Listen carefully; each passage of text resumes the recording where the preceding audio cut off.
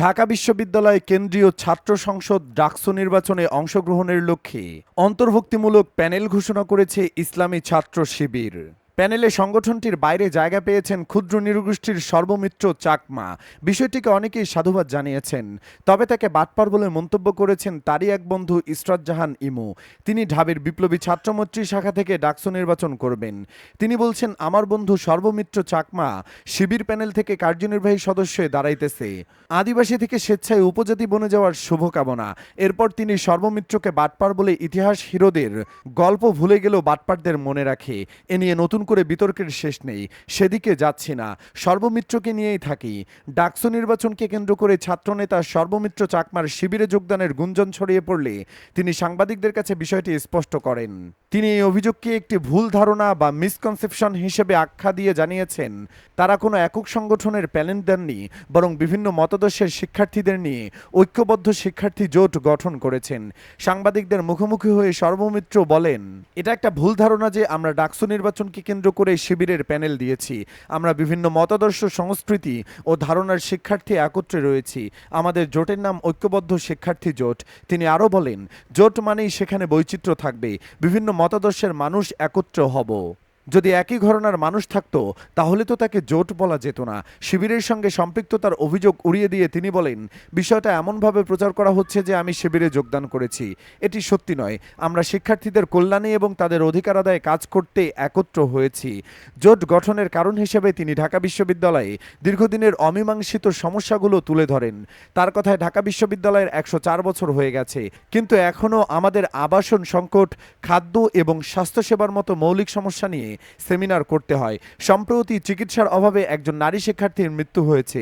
আমরা এই বিষয়গুলো নিয়ে কাজ করতে চাই। সর্বমিত্র তার বক্তব্যে স্পষ্ট করেন যে তাদের জোট কোনো নির্দিষ্ট দলের আদর্শ বাস্তবায়নের জন্য নয়, বরং শিক্ষার্থীদের অধিকার আদায়ের একটি মঞ্চ।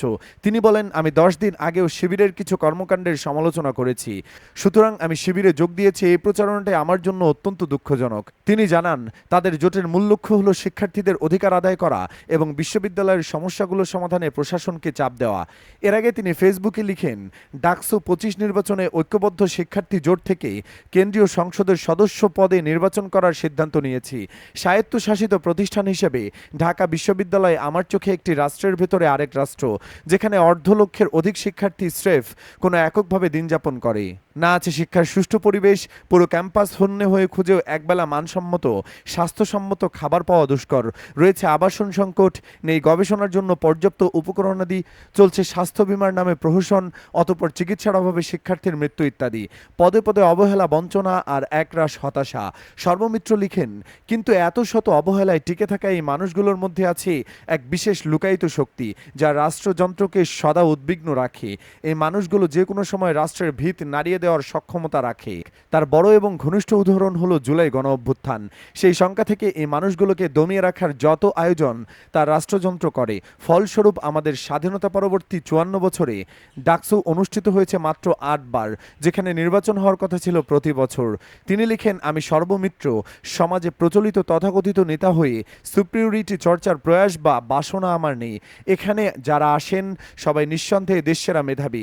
লাখ লাখ প্রতিদ্বন্দ্বীর সঙ্গে লড়াই শেষে বিজয় ছিনিয়ে এ জায়গায় আসেন তারা। তাদের উপর কর্তৃত্ব দেখানোর দুঃসাহস আমি ঘূর্ণাক্ষরেও করি না।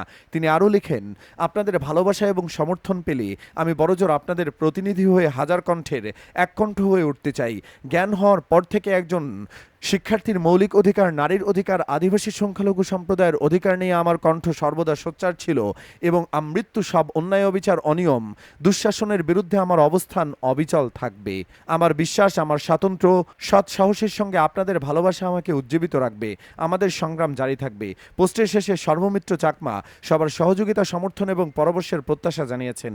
বন্ধুরা, সর্বমিত্র হয়তো শিবিরে যোগ দেয়নি, তবে তিনি অন্তত জোট করায় শিবিরের উপর আস্থা রেখেছেন। এতে আপনারা খুশি কিনা জানাতে পারেন কমেন্টে।